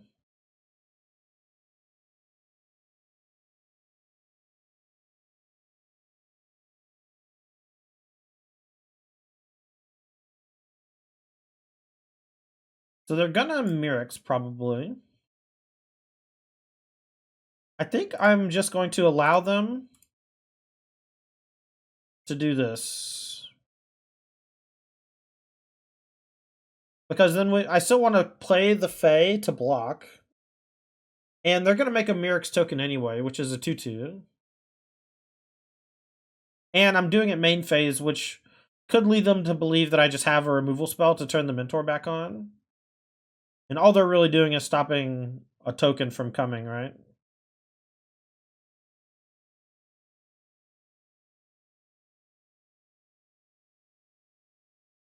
Oh, that sounds awesome, Kimmy.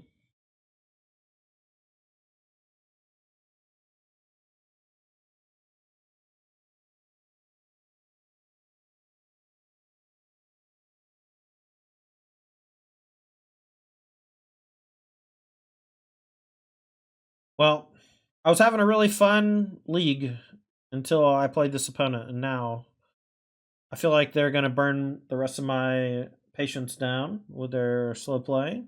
I mean, all they have is Tidebinder, and they're just considering countering the Mentor to shut it down, which I don't blame them.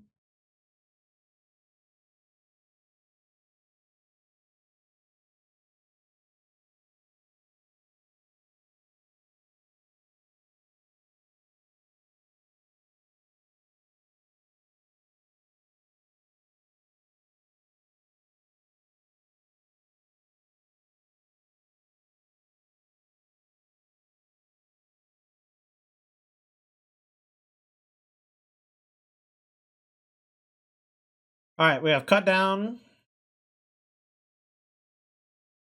Can't kill Tidebinder because of the wedding buff. So we can helping hand back something. No, we don't have anything to helping hand back. So we'll just chart a course.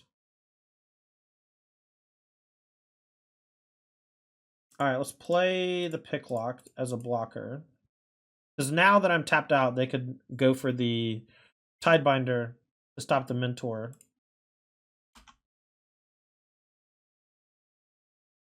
We'll just say go. No reason to offer Mentor for a 3/3. Even worse for a 2/2 if they double block. My guess they'll just activate Mirrex, and then we basically just have Mentor versus Mirrex Wedding for the rest of the game. And they have a Ganjo for our first flyer. It's tough.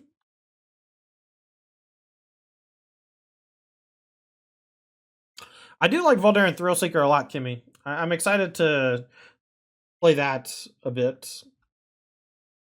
I mean, there's also some really disgusting undercosted creatures in Standard, right? There's like a 3-cost 6/6.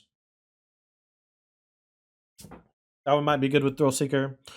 What is it? What's the downside of it? It's like if it attacks and deals damage, it gets a stun counter or something like that. Something like that. Alright, so they wouldn't play to Gone just now. They have 2 Tidebinders active. Do I take the 3? I think I'd take the 3 this time.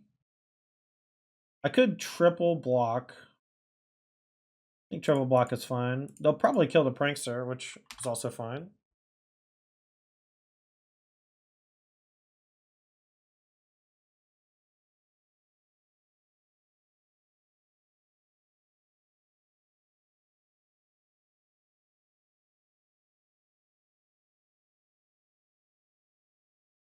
It stuns as long as you don't have a dino. Yeah, but it's so big that, like, you put 2 counters on an attack for 8, sack it for 8. That's most of the life right there. I'm going to attack with Prankster. And then we're going to play land, and then we're going to chart main, and then in response to the Tidebinder, we'll pick lock and maybe play something else.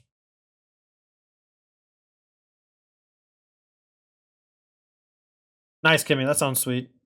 Yeah, the wrath effects in this format are okay, not great, right? We have expensive ones: Sunfall, Farewell.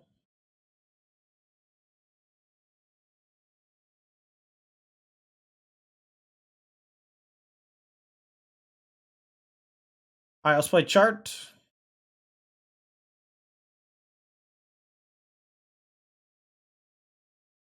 Here comes Tidebinder. In response, we'll pick some locks.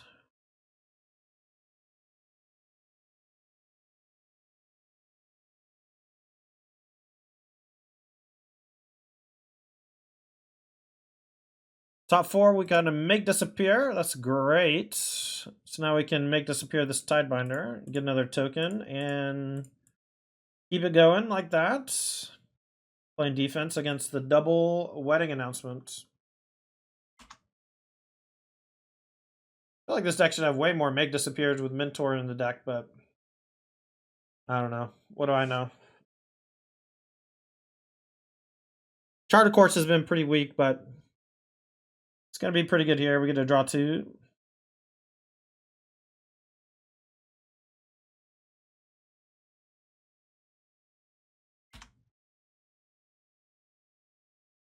We can start getting aggressive next turn, maybe. They have another Tidebinder that'll stop the Mentor from making tokens, but it doesn't stop it from getting buffed. And it doesn't stop the tokens that are in play from buffing themselves either. And the wedding here is only going to make one more thing. I'll just take like all the damage if they attack, I think. We'll see what they do. We can have a vigilance blocker. Oh, sorry, we can block with this because that has 3 toughness and vigilance, but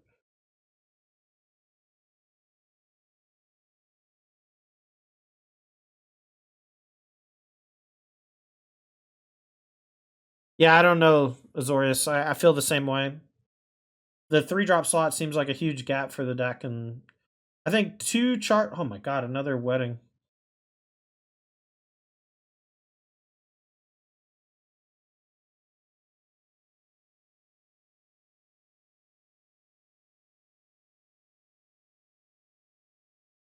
All right, let's see what we draw because we can get aggressive here, especially against that Tidebinder. I guess we can't really get that aggressive. We can maybe go for like a pick lock pass turn. If they get aggressive, we can play some instants and block.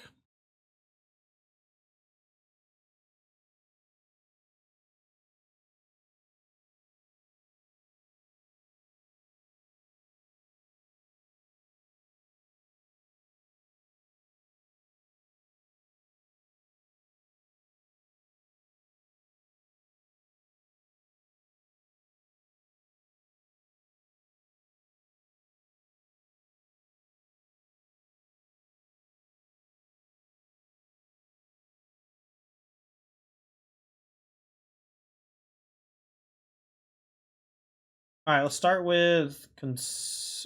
Should probably play a lane first. All right, let's start with consider.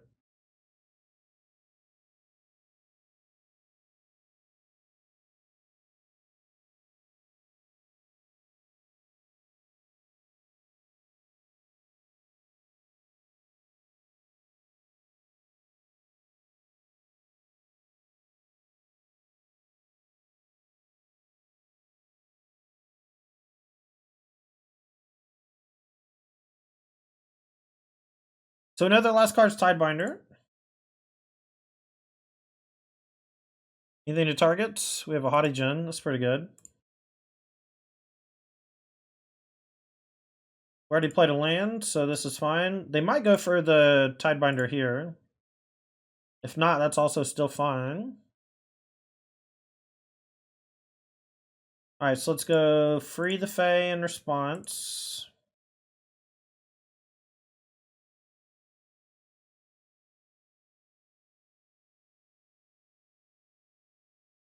You can still play a 1-drop and picklock.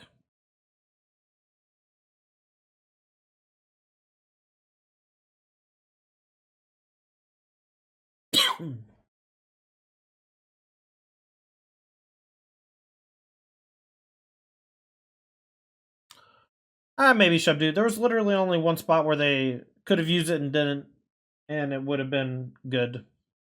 And every other time I thought that they played it fine. Even this turn, like they probably should have played in response to consider, but you know, they want more information, and it's only stopping me making one token if they play it then versus now. I mean, this is still game one. I think the way that our opponent's playing, there's a good chance we just win on time, which is unfortunate. I always hate winning on time.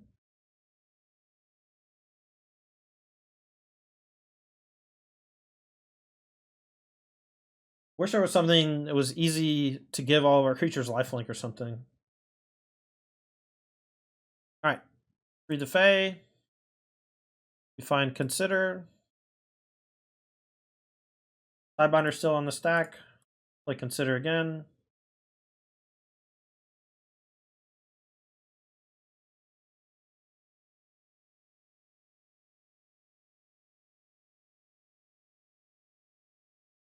Let's see, I think I'm gonna turn on there's a setting that auto stacks triggers. I'm gonna see if I can figure it out. In duel settings. Disable stack abilities automatically at the start of each game.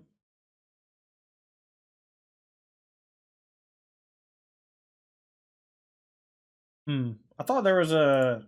Is there a button? Not sure. Recommission on top. There's a mentor in the graveyard now. It only costs one. I just want one more thing to play now in response to Tidebinder, but alright, maybe I should have just kept it. I already played a land, so we'll just play Prankster.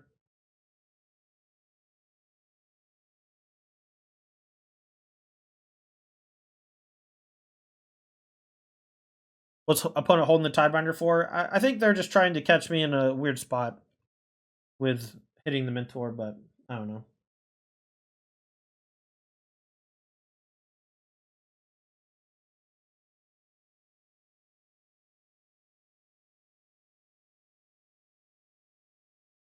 Stack abilities automatically.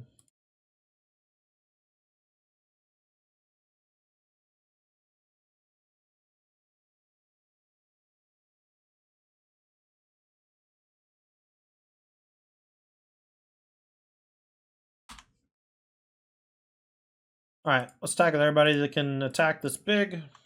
This is a lethal attack, so they will have to do some amount of blocking. My guess is they'll triple block the mentor, take 15 down to 3. They could also just chump mentor, take 16 down to 2. But then they're likely dying to the Haughty Djinn. They have no cards in hand. I don't think that we can possibly die, and especially not by forcing them to attack. So it took 11. So they're still dead to Haughty Djinn on the table. We have 5 blockers. Weddings aren't flipping till end of turn for 3/3 purposes.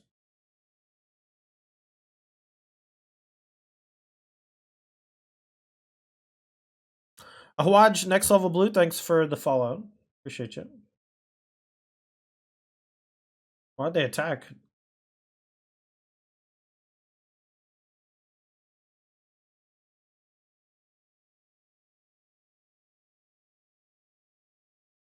That was their one way to stop the Haughty Djinn.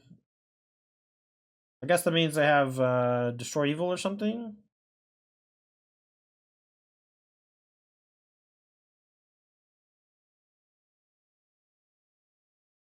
I guess I should have kept Recommission. I'll just take the 3 for sure. Next turn we can attack with just flyers if we want. These are going to get mostly eaten up. Alright, it's just a land. They're just showing me the Dinnick on top for no reason.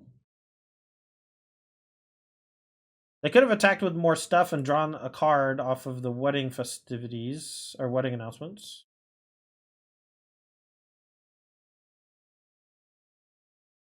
Alright, I just know I don't want to show more shit in my deck, so let's just attack and kill him. Nothing has vigilant, or nothing has flying. This is 13.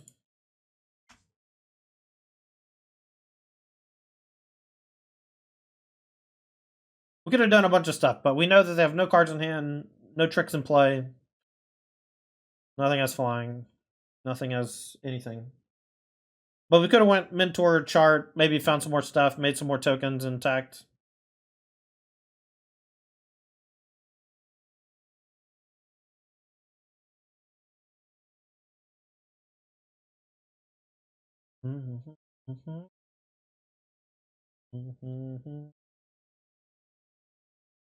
How good is lockdown there?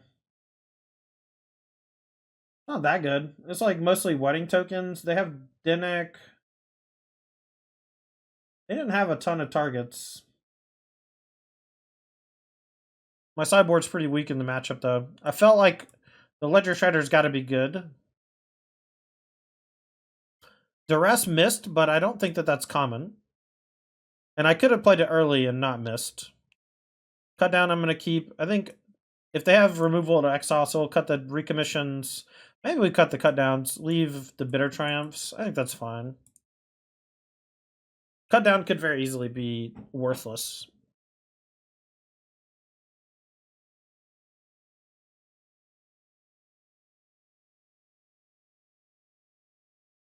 Maybe Azorius. I think I put them in a spot where, I mean, all they drew was Tidebinder and 3 weddings, right? And not very much else. And the other things they did play, I killed. Maybe you could have attacked some, drawn some cards. Maybe you could have blocked in such a way where they took a bunch and not cared about blocking the mentor because the ability was turned off and they had to try to punch through damage. But I had 5 blockers, so I don't think they were coming close to lethal even with no blocks. Oh no.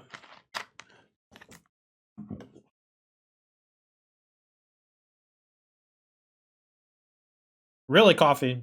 That's surprising.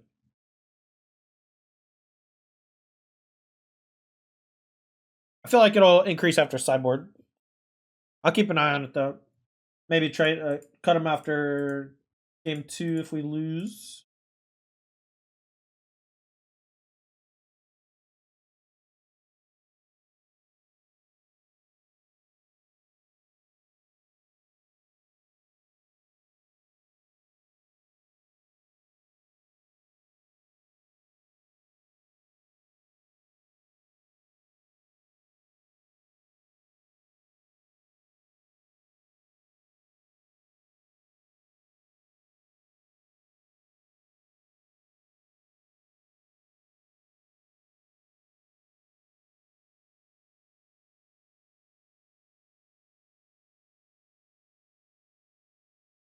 Well, also Azorius, they weren't really under pressure until Mentor went bananas, and I also had a way to bring back the Haughty Gen, right?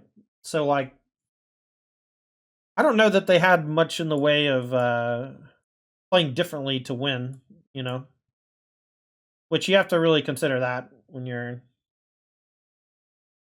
All right, if I draw a land, I'm gonna hold Rafine's Tower, but if I don't draw a land, I'm gonna play Rafine's Tower on 1. Drawing 5 cards, good news for us.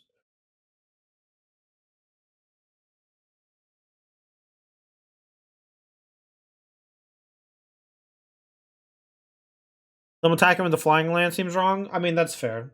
When they're dead on board, sure. I'm not going to defend that play, but I don't know that they had a lot in the way of coming back regardless.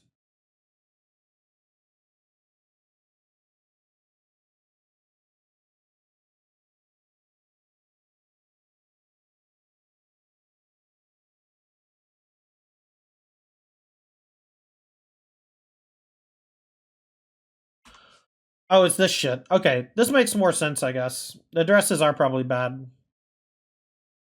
I didn't realize this was a Thraben Inspector deck. I thought it was something different.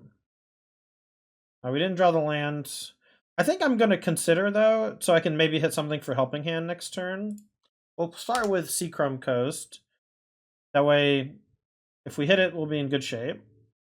If we don't, we can I don't know, look for a charter course or something so we can get a cheap thing going. Helping Hand certainly changes how I play the game, for sure. Card's very good. Very cool.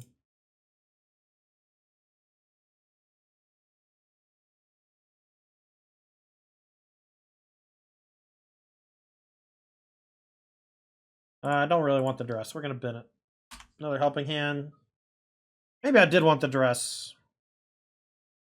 Get lost being drawn. Maybe I'll play Rafine's Tower tapped here.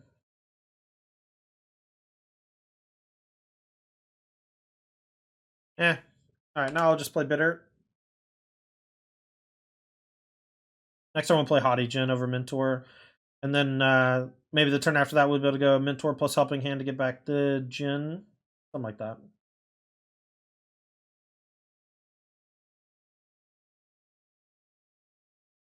Yeah, they definitely weren't playing soldiers. They were playing the 2 costs vehicle, wedding, Tishana's.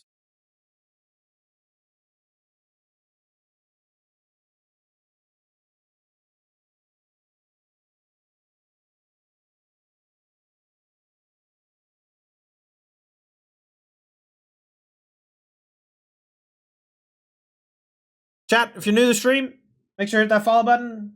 I'm Tandy. I'm going to be playing a bunch of Standard over the next few months. We'll take breaks to play other formats when we have relevant events coming up. Hit the follow button if you haven't already. Usually start early afternoon around 1 p.m. or 2 p.m. Eastern time. Oh my god, Joey. Gagway! Yo, thanks for the 5 gifted.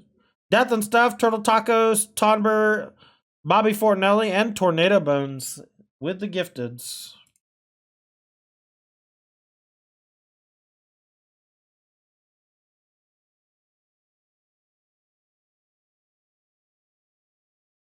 Thank you so much for the 5 gifted, Joey. That's really kind.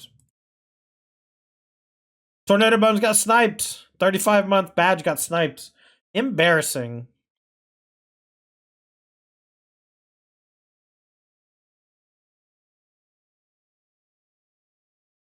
All right, chat. If you have the subrats, throw them up in chat. It's been a while since I got the gift. I appreciate it, Joey. That's really, really kind. All right, opponent is down a game. We're in game number 2, and they've spent 2 minutes attacking with a Spyglass Siren. No rats? Yeah. There's an easy way to fix that, Shubdu. Easy way to fix that.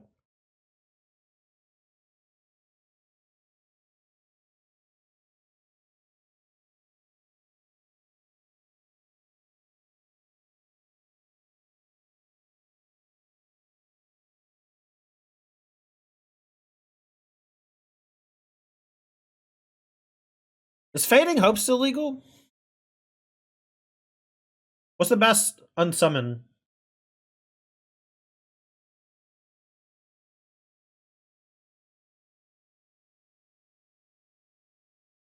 Fading Hope is legal? That's nice. I might try just a blue-white build that plays 4 Otherworldly Gaze, 4 Ledger Shredder main, something like that.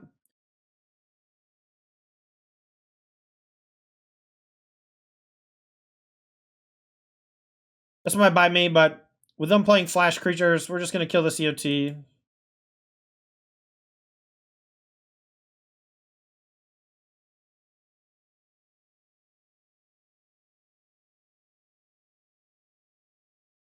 I saw Rocket Ray. That's one of my favorites. That's Cookie.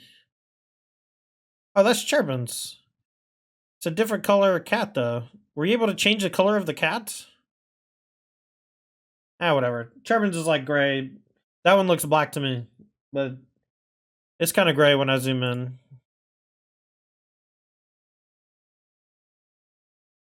Alright, so let's go...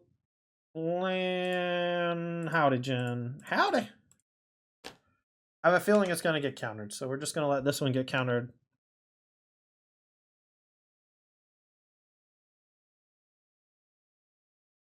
Or they're just going to make a 2-2. That's fine, too. I block. We know they have... Oh, they put Get Lost in the Grave. Destroy Evil's fine. Alright, so now we'll just play Mentor Tap Land. If I draw non-tap land, I got Mentor Helping Hand the Djinn. I had 7 faces. Helping Hand's so strong, man. Card's great. Why does it not auto stack? Oh, it auto stacks like abilities. Okay, so I have to put the shitty mentor ability on first. Both the shitty mentor abilities, and then all the prowesses will go.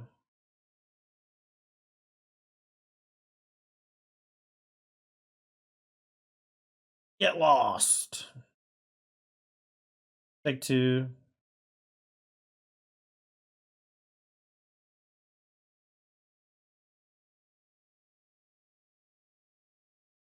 Alright, we're going to do some damage here. Going to make some things large-ish.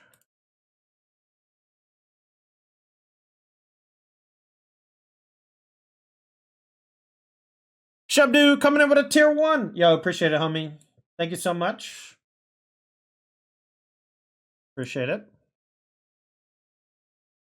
Now we can do the subrats. Alright, they have under 5 minutes left.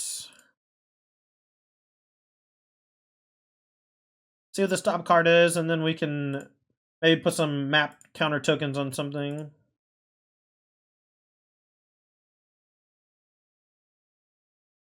Make disappear on top. Yeah, that one's good. Back for 7. Your go. Game should be way over now. But make disappear. I feel like just more of these would be good.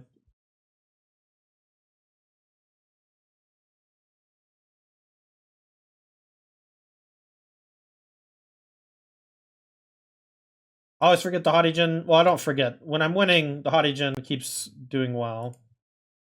Okay, so 3 and 2 with our first iteration of Esper Mentor. I'm going to do some work on the deck, and in our next video, we will be playing something similar, but maybe only 2 colors. I do want to try out maybe just blue-white Mentor and see if we actually need the black.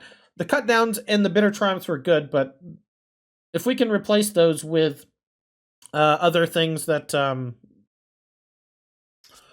interact with creatures like Fading Hope, maybe something that exiles for 2 mana, maybe it's just a bunch of Get Lost or whatever. Because right now it doesn't feel like black is adding all that much.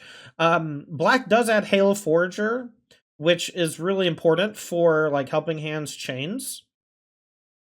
So maybe we just splash black for just Halo Forager because we can find it off Picklock Prankster, and it was excellent. It was basically Snapcaster Mage, but there also might be other options at our disposal that might not need to be black. So I'll do some cursory research, and when I learn some more, I'll come back with a updated build of Mentor, and we'll see how it goes. But 3-2, one of our losses was to extremely aggressive mono white. Other loss, I forgot what we lost to otherwise. It was we kept a hand with no white mana and got pummeled by something. The black-white mid-range deck, I think. I don't think that matchup's bad, but we definitely got hammered by it. And I think playing the third color, you know, has its downsides because of sometimes you just don't draw the right colors of mana. And our deck is pretty stretch hard between the 3 colors. You know, we have almost as many black cards as white cards. And the dual lands don't really help. Like, we can add, basically by cutting black, we get to add 2 more Deserted Beach and 2 more Adakar Wastes, and then we can put a bit more emphasis on white if we want it. You know, for Get Lost and for, you know, and then we get Fading Hope in there or something too. I'm really interested to see how that build looks, especially with main deck Ledger Shredder. Ledger Shredder looked like it would have been good in most of my matchups there. I don't love Ledger Shredder with Temporary Lockdown, so I might look for a different thing for that specifically, but I'm hoping the Ledger Shredders are good main, and we'll see how it goes. But that's going to do it for me. Thanks for watching. Check out the live stream if you're watching this on YouTube. It's twitch.tv/Tandy. Also, check out our sponsors, Brainstorm Brewery. It's a slice of life podcast featuring some really awesome, talented people. Castellan, Corbin Hostler, Jason Alt, and DJ, all talking about Magic, talking about the current events in the Magic sphere. Make sure to give the podcast a try. Also, make sure to check out our primary sponsor, Apex Gaming. They're a game store out of Caldwell, Ohio, running the Apex series. It's primarily modern, but they do play Pioneer sometimes. They have satellite events around the Ohio area. Make sure to check out apexgaming.gg for more info. Season 3 starts in March. We'll be working with them. Ross Merriam and I will be likely bringing y'all coverage from their home store in Caldwell, Ohio. We'll have more info when we get it from the big boss man, Kyle Huck himself. Also, we're sponsored by Moxfield. Thank you so much to them. You can check out all of our decks on our Moxfield page, including this Esper Mentor deck, as well as things I work on in the future. But I'm Tandy. Thanks for watching. We'll see you next time. Make sure to like and subscribe on your way out. All right, I have an itchy throat, chat, so I'm going to be done for today. But I'm going to be back tomorrow around the same time, and I'm going to be working on a deck tonight to play tomorrow. So tomorrow's deck will be a little more streamlined than this one. I'm going to work on the blue-white build. I'll probably play a league or two tonight off stream. But I've been a little under the weather. It's raining. It's cold. It's going to snow soon. My throat's scratchy. We'll be done. Thanks for watching. I'm going to raid old Doomwake. Y'all go watch him play some. And we'll be back for more standard tomorrow. If you enjoyed today's stream, make sure to hit the follow button on your way out. Really appreciate it. Otherwise, y'all wonderful rest of your Tuesday. We'll see you next time. Make sure to check out the Patreon as well. If you're interested in written content. So I'll post all my sideboard guides. I'll likely do a mentor sideboard guide later this week. That's my plan. All right, y'all take it easy. Have a good one.